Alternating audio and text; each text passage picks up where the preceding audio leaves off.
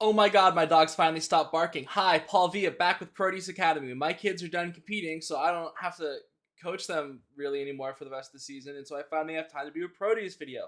This Proteus video is going to be on judging philosophy. Why am I making a video on how to write a judging philosophy? One, because usually during the summer I like to rewrite my philosophy, and this time I really want to put a lot of thought into it since I'm getting further and further away from my career, and I feel that I'm probably not going to change my opinions too much more as time goes on, and don't care about a lot of the things I used to care when I was, I guess, a younger judge, though, whatever. I'm almost 30. I'm getting old, as all my Zoomer students tell me.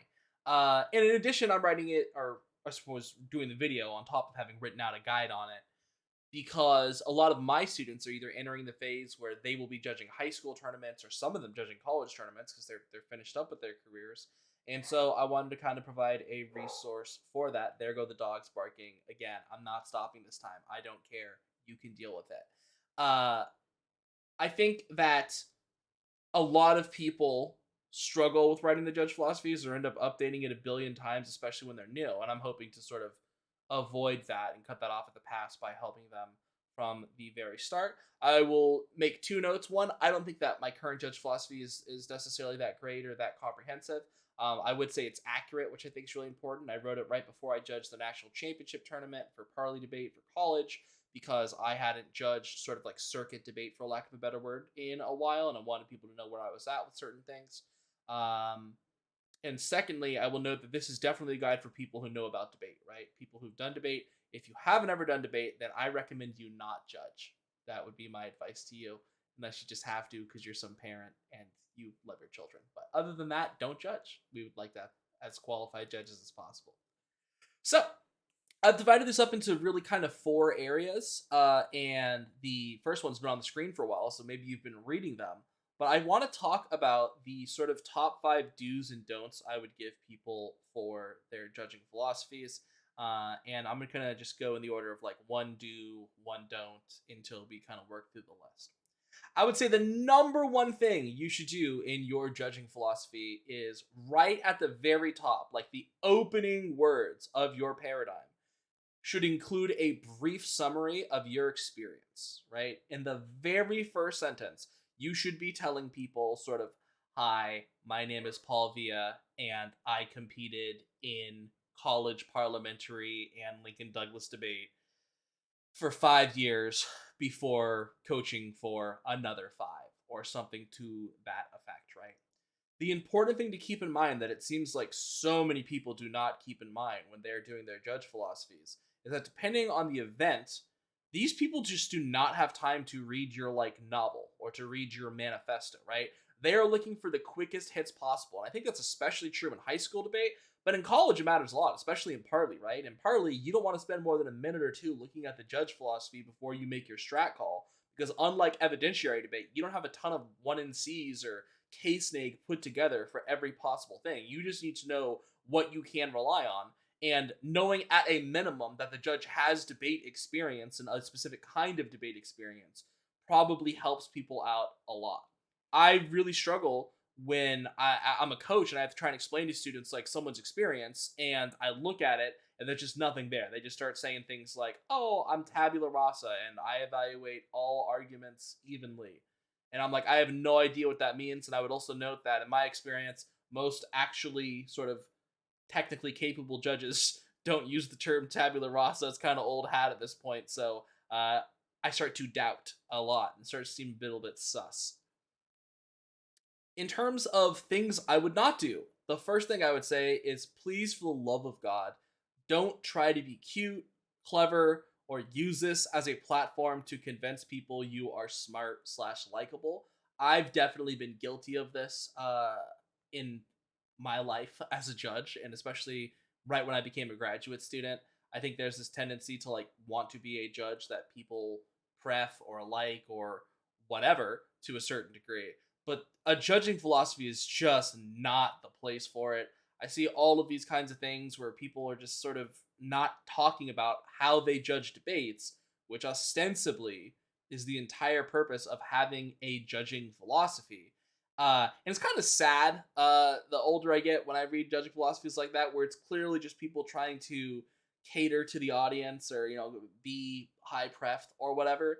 And I don't think I've ever, as a competitor or as a coach, it's been prep time, we've looked up a judge, they've had some cute thing or some jokey thing or whatever it is that they're communicating that isn't actually how they evaluate the debate, and been like, wow, I love this person now. This was a great way to communicate this to me, and forget the debate. I just want to go hang out with them and shake their hand. So I would highly recommend you keep it to the topic of how you evaluate debates, which hopefully shouldn't be particularly controversial. Second, and I think this is, I should have said this from the beginning, I think these are relatively in order of importance. So, like, for the do's, like, I would definitely prioritize doing them in roughly this order. Second, provide bullet points of the things you think are most important. It says in when debating in front of you, because it used to say in front of you, but just when debating in front of you, right? If there are certain things you really like or you really hate, people should know that. I think this next bullet point we'll talk about in a second covers that more in detail. But the bottom line is, if it's impossible to win certain things in front of you, then I think to a certain degree you have an obligation to tell people that, right? Because if you don't, they're going to be misled, and they are going to make decisions in the round and strategies during prep time that are predicated on your judging philosophy. Again, there's a massive time crunch when it comes to looking at judging philosophies. And as a result, I think bullet points are huge. I think my current philosophy is set up to just be like, here's the 8 to 10 things you should know when debating in front of me. And I think they're pretty clear and cover sort of the biggest areas and the biggest sort of things I don't like to see, but also things that I do enjoy. And I would note that I think it's much more important to say things you do not like or that you are unlikely to vote on than things you do like, because in my experience at least, a lot of people say like, oh, I love this, I used to read this all the time, this was my shit, and then people read that in front of them and then they get mad that they didn't do it the way they did, or they were extra critical because they like that thing so much and are so familiar with it. And so I think the real secret here is just bullet points of like, what shouldn't people do in front of you for the most part if they want to be successful, and then just any sort of idiosyncrasies you have. This is probably a great place to specify them. When you go to the don't list, number 2, really important. Don't lie. If you don't like something, don't pretend you do. If you hate speed, if you hate the K, if there's no way someone can win on performance in front of you, if you hate disads and counterplans, you should tell people that. Because the number one thing every coach and student hates about judging philosophies is when a judge's philosophy says, you can read literally anything you want in front of me, I'm not particularly predisposed to any particular arguments, and then that's just not true. And that comes through in the round. And at the end of the round, they're like, oh, sorry, I should have told you this. Or like, yeah, I should have mentioned this in my judge philosophy. You are providing this philosophy so students, competitors, can prepare to debate in front of you in a way that will be effective, in a way that you will find persuasive, compelling, or that will otherwise result in you voting for them. And if you lie and say you like something you do just to fit in or to like convince people you can hang or whatever, that's really, really unfair to them. And to a certain degree is like the worst form of judge intervention, because they tried to adapt to you based on your paradigm, but you just legit lied to them about the things that you enjoy or the things that you want to see. Number 3, under do, I would say you should probably give your take on the core controversies of the event. I'm going to have a list in just a second that I will show you, but in general, you'll kind of know these based on the event you did, but things like speed of delivery, the criticism in general, conditionality, disclosure, etc. And like I said, I'll just scroll down to show you the list that I put together. I would say that this is, actually, sorry, I had to scroll down because I did it on the wrong monitor, my mistake. I would say these, depending on your debate format, are sort of the core controversies for the debate events, right? Things like speed, critiques, conditionality, truth versus tech, offense, defense versus reasonability when it comes to theory, disclosure, textuality versus spin in terms of evaluating evidence, evidence in general versus analytics, partner communication, and protecting in rebuttals. Obviously, to a certain degree, that matters more for different formats, right? In Parley, you really want to know if people protecting the rebuttals because there's point of orders as an option, whereas in LD, that's not really a thing. It's kind of just assumed that people protect in rebuttals based on the rules and whatnot. Disclosure, not really a thing in Parley, but definitely a thing in policy debate and Lincoln Douglas debate, and to a certain degree becoming more of a thing in public forum debate. Conditionality, not really a thing in public forum because there aren't really counterplans, but definitely a thing in the other formats. In Parley, conditionality has a very different implication than it does in policy or LD due to things like backside rebuttals and more effective cross-ex, calling for evidence, etc., etc., etc. Speed sort of applies to all of them, but the general principle being that if you're looking at this list right now and you see something that stands out to you like, I love that or I hate that, you probably need to let people know one way or another that that is the case.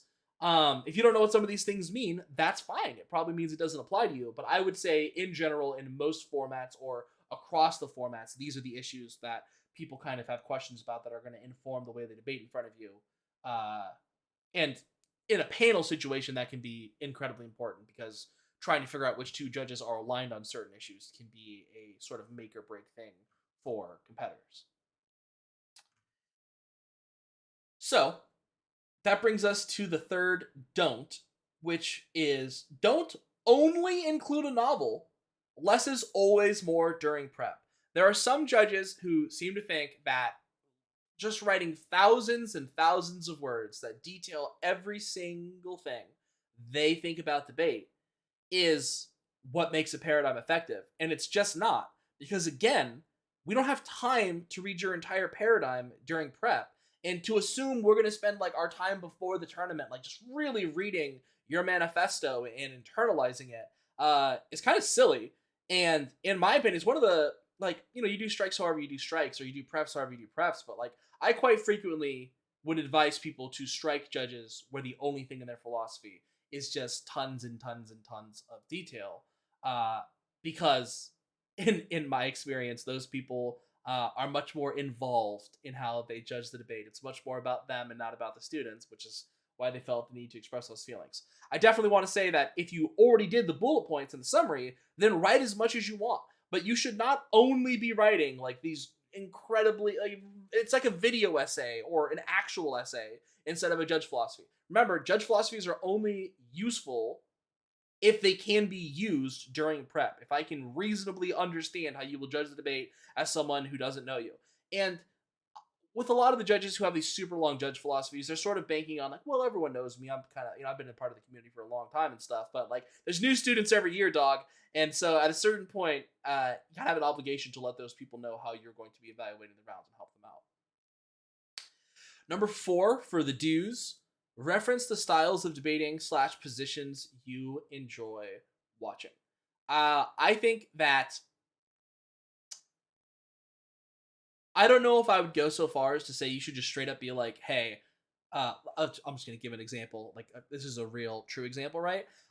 If everyone debated in front of me the way that Ryan Rashid debated in front of me, they'd probably win, like, most of their debates. I think Ryan's freshman year, I might have dropped them once or twice, maybe a sophomore year, but I don't think junior or senior year I dropped Ryan a single time that I judged them.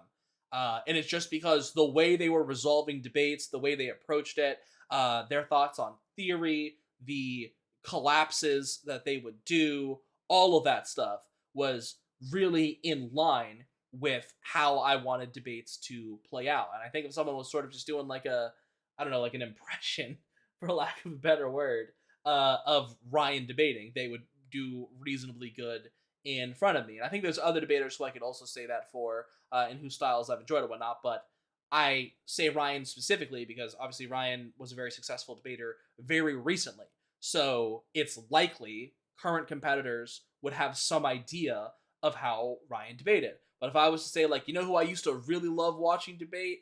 Josh Rivera, Sam Cooke, Mike Selk, like Allison Escalante. I'm basically giving those people like homework assignments where they have to find videos from 2013 to 2015 when they were in middle school potentially, and where debates were very different, right? So it's not like here's the best people ever from my heyday, and those kind of were the best people ever from roughly when I was debating.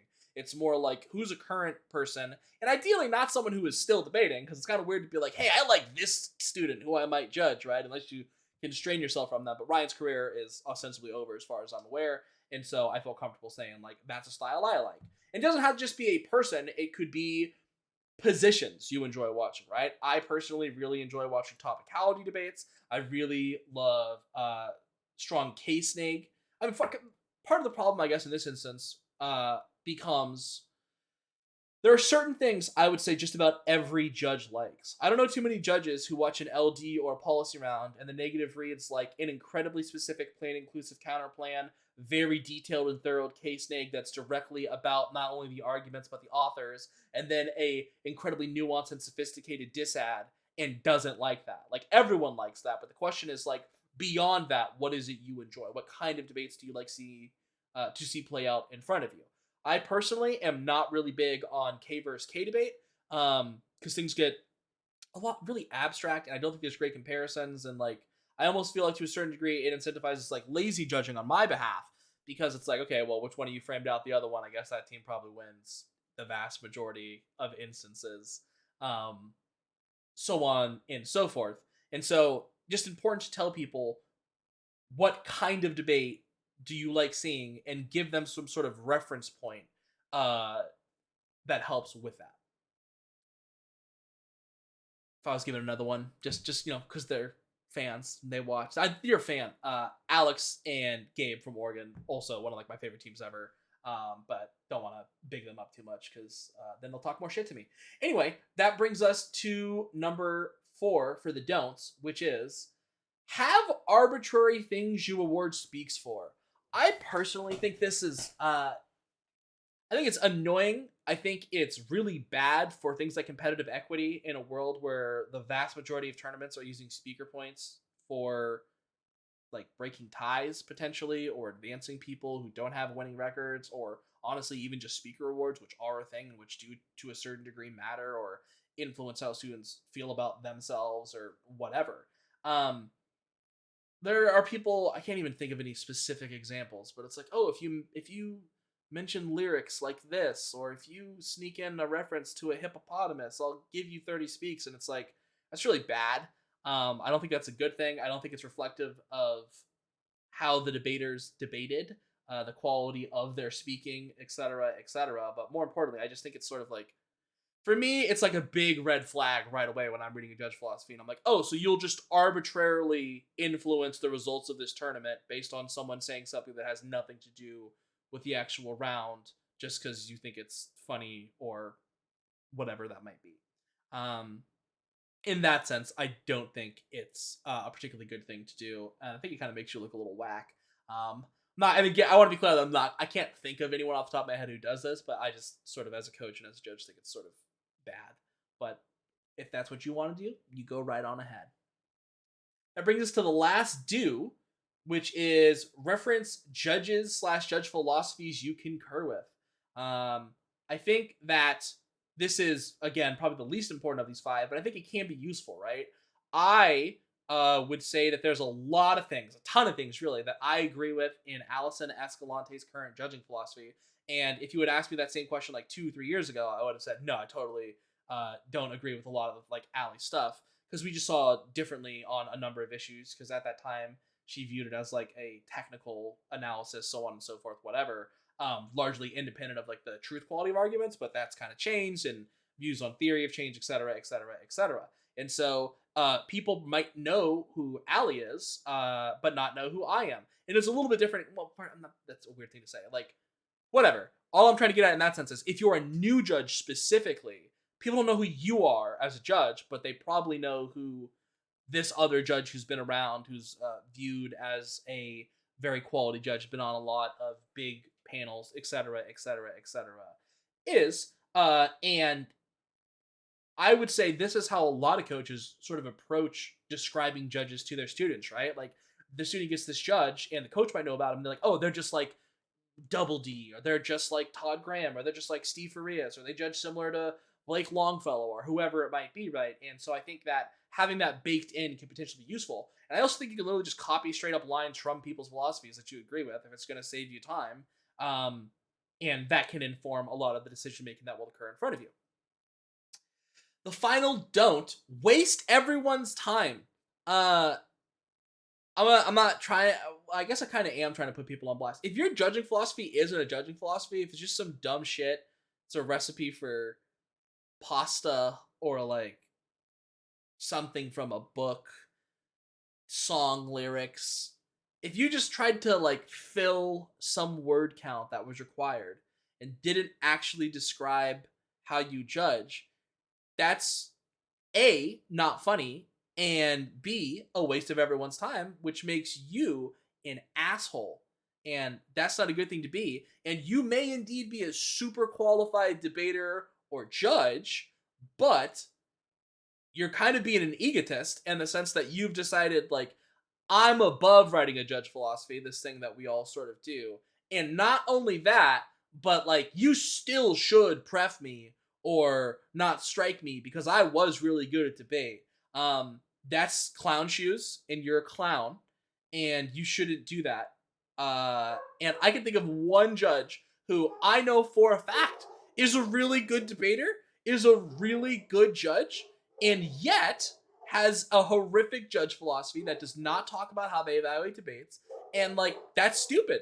And it's frankly, it's really unfair because I know to tell my kids, like, hey, we actually do want that person. They judge the debate this way. It's super cool. But new students or new programs or new coaches have no idea and they just strike you, right? And that puts them at a disadvantage even though you might have been favorable to them.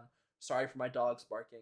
Again, the judge philosophy is not really for you. It's not for you to express your worldview or indoctrinate people into a certain format of debate. It's to help students and coaches prepare to debate in front of you. Now that the dogs are losing their minds, there's only one last thing I want to talk about. I would say potentially something valuable, and this is a super extra thing, so maybe you don't need to do it, but it's something I kind of took from a Scott Phillips blog post from 2010 or 2012. Scott talked about how